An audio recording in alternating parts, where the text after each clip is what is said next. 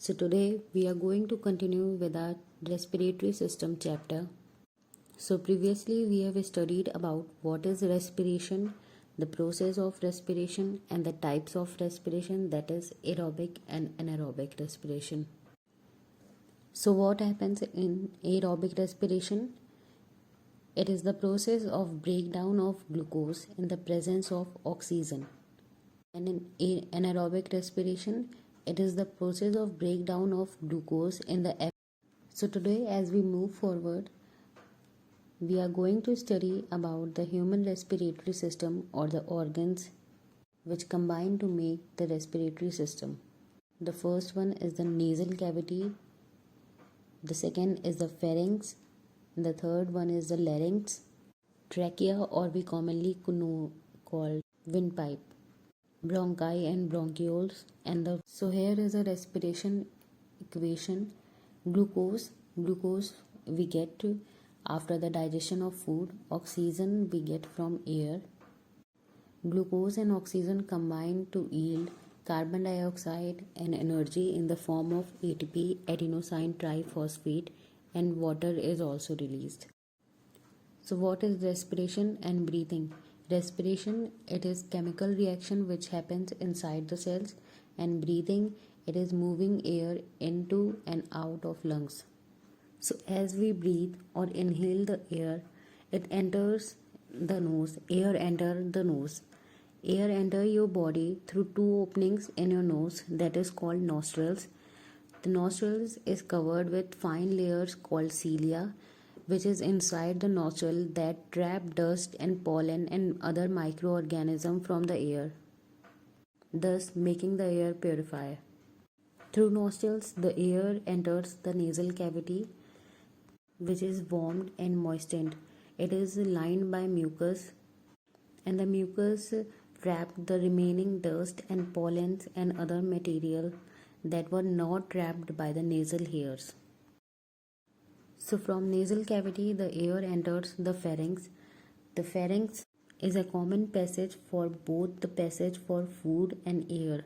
So it is covered with a flap of tissue that folds down over the pharynx when swallowing food, and that flap of tissue is known as epiglottis. From pharynx, the air enters the larynx, or which is also known as the upper region of the trachea, the voice box. It contains vocal cords. Two flaps of tissues are attached to your larynx. Forcing air between the cord causes them to vibrate and produce sound. That is why it is also known as the voice box. When you speak, muscle tighten or loosen your vocal cords, resulting in different sounds. And all the movement of muscle in your throat, tongue, cheek, lips, and teeth, when you talk, you sing, you make noises, it is coordinated with your brain. Now the air enters our trachea or the windpipe. It is approximately a 12 centimeter long tube, and it lies just in front of the food pipe, that is esophagus. It is a strong C-shaped rings of cartilage that prevents the trachea from collapsing, and it is also lined with mucus and cilia to trap more dust, bacteria and pollens from the air. The opening of the trachea is called glottis, and it is guarded by epiglottis. During swallowing of food, the epiglottis closes the glottis and prevent the food from entering the larynx or the windpipe. The air enters the bronchi. Two short tubes branch off of the trachea. Each tube enters a lung. The bronchi branch into a smaller and a smaller tube inside the lung, leading into alveoli. As we move further from trachea, the trachea is divided into two short arms called bronchus. Each bronchus enters the lung, and inside the lung, each bronchus is divided into fine tubes called bronchioles, and each bronchiole is further divided into alveoli. So now the air enters the lung. The lungs are moist, bright pink, and unevenly lobed structure. There are three main lobes in the right and the two main in the left. So the left lung is divided into two lobes and the right lung is divided into three lobes. Lungs are the masses of alveoli. Alveoli are the air sacs. Alveoli are also known as the functional unit of lungs. Alveoli are the cluster of tiny thin-walled sacs, air sacs. Number of capillaries are surrounded around the alveoli like a net, and the exchange of oxygen and carbon dioxide takes place between the alveoli and the capillaries. The capillaries which contains blood. So now, as you all can see on your screen, here is a single air sac known as alveoli, which is surrounded by a blood capillary which contains blood, deoxygenated blood, and as the blood moves further, the oxygen diffuses through capillaries from the air sac and combine with the hemoglobin of the RBCs that is present in the blood. At the same time, there is diffusion of carbon dioxide which comes from the various tissues or the body parts. So the exchange of gases takes place by diffusion and the oxygen molecule combine with the hemoglobin part of the RBCs. So now how we breathe. The rate of which you breathe depends on your body's need for oxygen. Like it is different when we are in resting position, it is different when we are sitting, it is different when we are exercising. Breathing is controlled by muscles. The lungs are surrounded by your ribs, which is called or which form the rib cage. Under your lungs is the diaphragm, a large dome-shaped muscle that assists in breathing.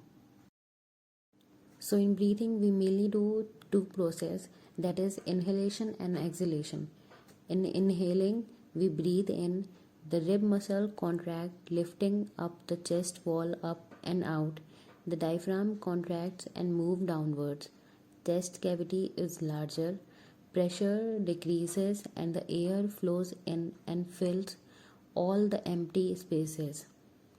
So our diaphragm contracts and move upward while inhaling to let the air fill in.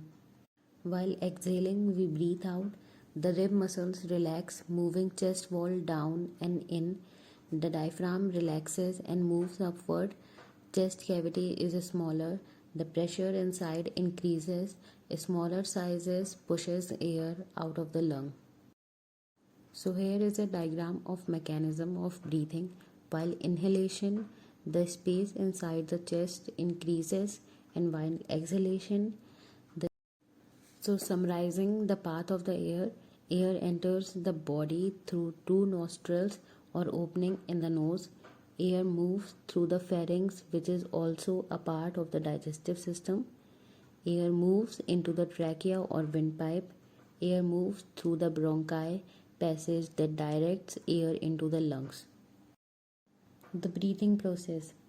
Air rushes into the chest while you inhale. The rib muscles and diaphragm relax and the chest cavity becomes smaller. The air is squeezed out of the lungs while you exhale. The rib muscles and diaphragm contract while exhaling, making the chest cavity larger. The pressure of the air inside the lungs decreases. Lung capacity and breathing rate. The total volume of the lungs when fully inflated is about 5 liters in an adult. The lungs are inflated when we inhale. During breathing, when air is taken in and out, the lung always contain a residual volume of 1.5 liter which cannot be expelled. No matter how hard you breathe out, the lung always contain a residual volume of air so that there is sufficient time for oxygen to be absorbed and for the carbon dioxide to be released. So now the breathing rate at rest, one can inhale and exhale out 16 times per minute. During exercise, it increases. Breathing rate increases to about 20 to 30 beats per minute. So now the infection in the pharynx or the throat is known as pharyngitis. Larynx, which is also known as voice box. The infection in larynx is called laryngitis. The infection in trachea or windpipe is called tracheitis. The infection in the bronchus and bronchioles is called bronchitis. The infection of the lungs by a particular type of bacterium causes pneumonia. The patient becomes breathless because fluid collects in the alveoli, reducing the surface area available for the absorption of oxygen.